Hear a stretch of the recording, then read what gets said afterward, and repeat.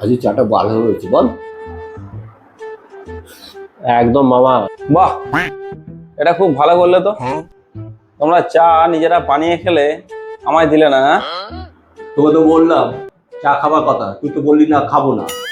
ও, আমি একবার না বলতেই তোমরা ছেড়ে দিলে, আর একবার জিজ্ঞাসা করতে পারতে। আরে বাবা, চা খেতে গেলে তোকে আবার 2-3 বার করে বলতে হবে নাকি? মামা তো একবার বলেছে, তখনই তো হ্যাঁ বলে দিতে পারতিস। ভদ্রতা বলে না একটা জিনিস আছে, একবার না বললে দ্বিতীয়বার জিজ্ঞাসা করতে হয় কিন্তু। এনে ধর, আর দ্বিতীয়বারের জন্য বলছি, যা কাপগুলো ধুয়ে দে। কপালে চা জুটলো না, এদিকে কাপ ধোয়ার দায়িত্ব দিয়ে দিলে। তোর তো চা না খেয়ে দেখলাম তোর কাজ জুড়ে গেল। হ্যাঁ, এত ইনসাল্ট আমার আর সহ্য হচ্ছে না। আমি আর এখানে আসবো না, আর চাও খাবো না, আর তোমাদের কাপ তোমরা ধুয়ে নাও, যাও আমি চললাম। আরে কাপটা আগে ধুয়ে আনবি, তারপর তো তোকে চা দেবো।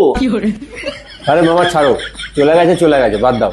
ঠিক আছে, ছেড়ে দাও। আর 1 কাপ চা করে নিয়ে আসো, মালাই চা, গরম গরম খাই। বাদ দাও, নাটক সব।